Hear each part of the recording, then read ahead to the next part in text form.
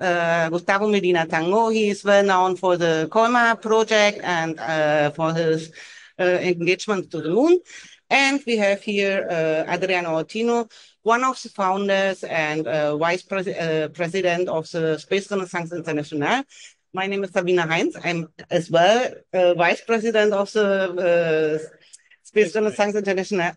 I think you are developing your studies and interest on the activities that we are going to do on the moon about lunar resources and asteroid resources and these kind of things.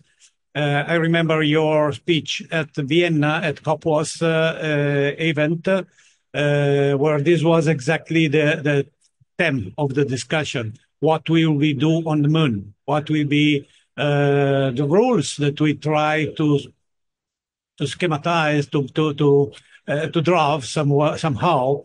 And should we claim to put on the paper all the rules, or should we also think that those people that will be on the moon will have problems that we are not able to think about by now, and we are eager and curious to see which solutions they will find? Can we claim to say, sitting here on the bottom of the Earth well, the gravitational well, what they have to do? I think human invention and capability of situational awareness and so on will probably exceed our capacity of ruling and planning for everything. I would like to know what is your on this, your opinion on this and other. Well, the thing is that you will mostly find such huge problems that need so complex technological solutions that for those you will need the support of Earth. No way. You will need the support of the sophisticated industry, of a lot of people thinking in those problems. Yeah, maybe that there will be some, say, daily life problems that you will solve there because you know that you leave them, or maybe you will find out what the solution would be, but the problem is that you will not be able to implement it, because it's not that you will pick up a piece of wire, and fix it. Yes, exactly. And even the Apollo 13, it has to be supported for Earth, and there were hundreds of engineers working there on Earth.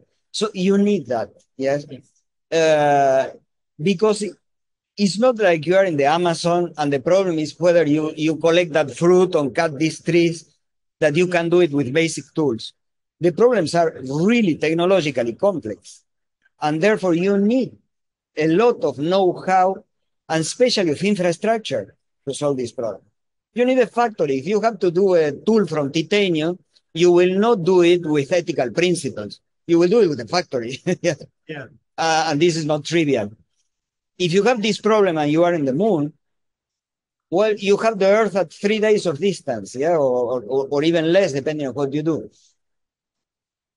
If you have it on Mars, then there are two problems. One is the time lag, of course, but the other thing is always who pays for that. Imagine that each time you say, the government will pay, but the government has no money. The money is mine. It's my taxes. So will I be paying for one crazy guy that wants to live in Mars $2 million because he has to develop a new screwdriver? You see, what are you giving me in order for me to invest all that? Because I have here people that is dying from hunger and have other needs. So unless you demonstrate with me that you are producing something that has a value here, well, it will not happen. Sorry, it can be ethically very nice and aspirationally very nice, but it won't work. You need to create all the elements of the society. If you want to go to a planet and establish a base and make that possible, you need to have something to happen. Maybe even geopolitically. Maybe China wants to be there and then US want to be there. But then they are paying with a geopolitical money. Eh? You go there and you're marking the presence of US in this half of Mars, and then the other half is Chinese. But then you are producing something. Yeah, it's a value. I also think, sorry, I also think that we are now in the age of the electronical money. So money is becoming some kind of energy because it's electrical energy converted into electronic money. So I think government has a technical way to produce the money, the needed money when they want, and to project this flow of energy on the project they think more worth to be developed. This is the age we are going into. It's not gold, it's not paper money, it's not iron money, it's electronics. It's start to thinking in a different way. What is worth to produce bits to finance what? And as they find the money, they invent the money to spend 2.5 trillion in weapons. I think if there is a political view decision, they could invent money for space, for civilian space development. That is our fight, our mission as a Space Relations International, and I want to call all the space community to that, to support this fight. It's a cultural fight, a political fight, not only financial numbers problem, no? It's a problem of decision and having a vision, a direction.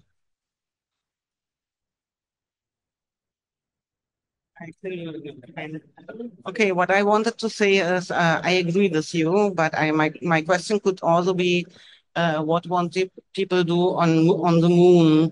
And I know there are people who want to live on the moon, and I think the research is a different one between the research on the moon than to go on Mars.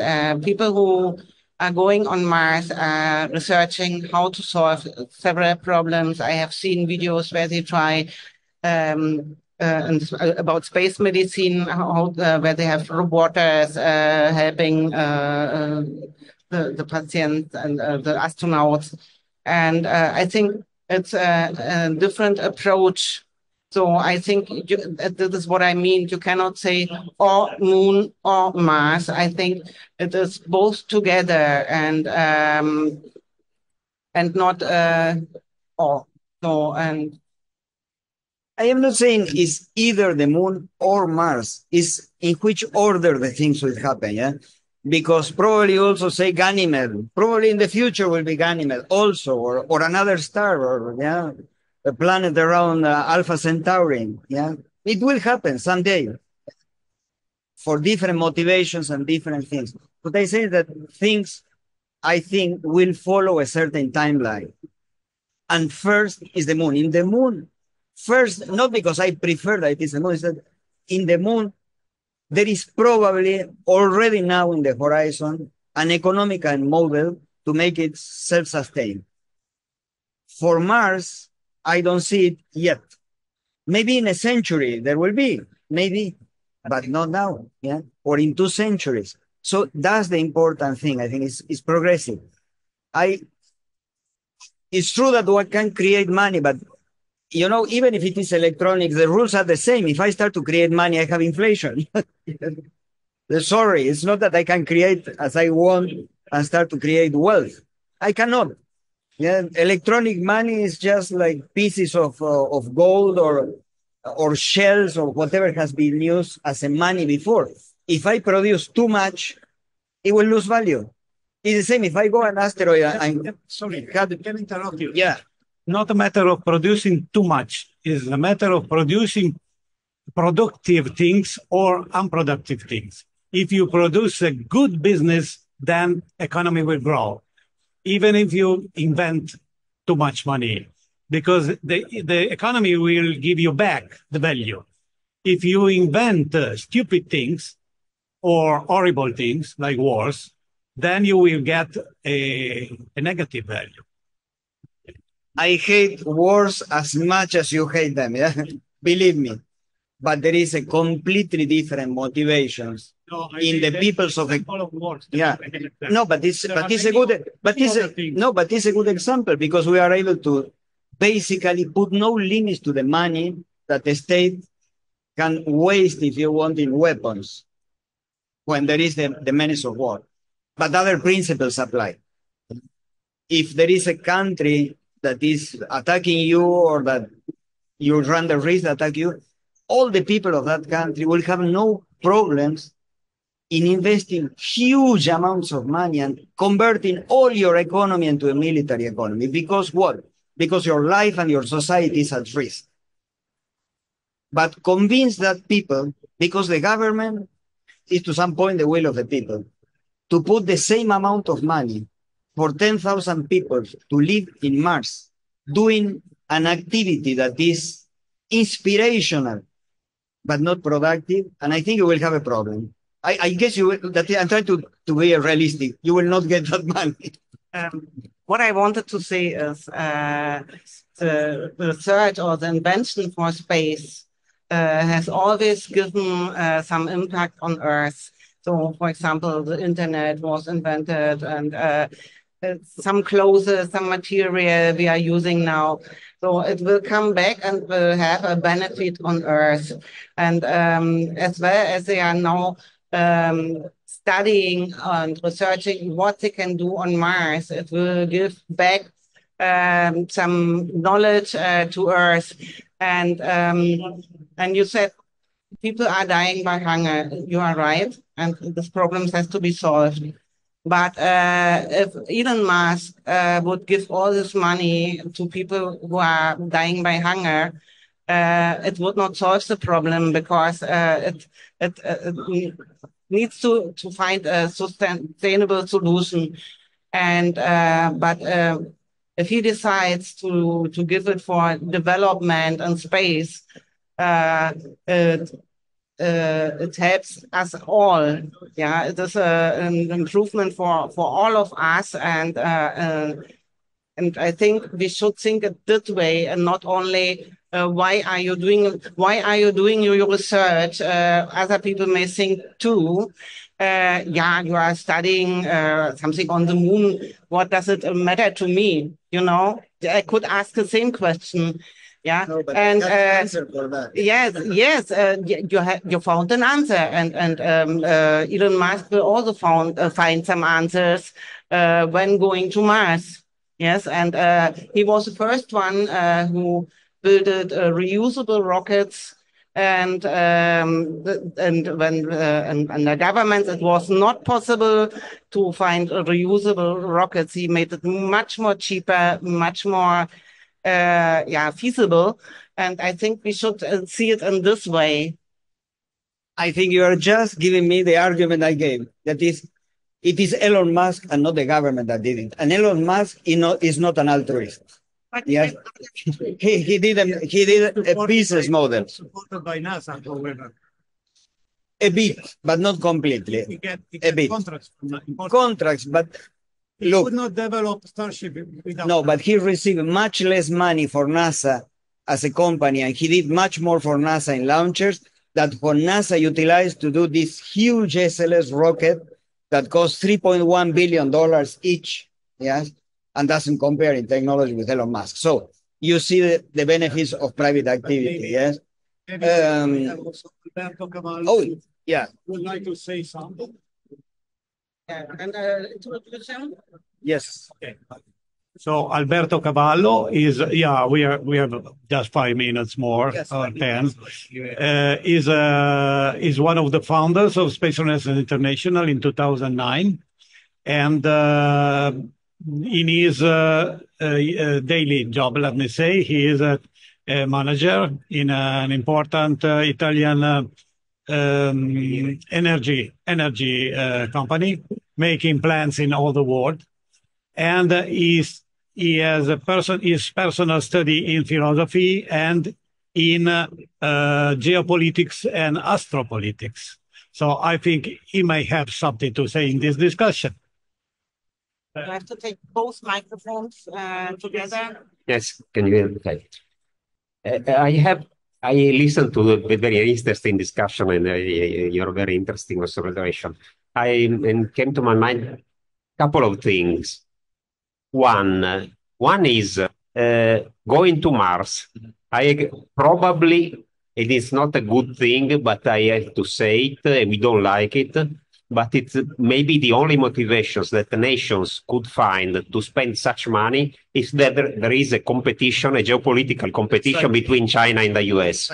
I agree, fully agree, because in that case, they would divert the money from military to debt.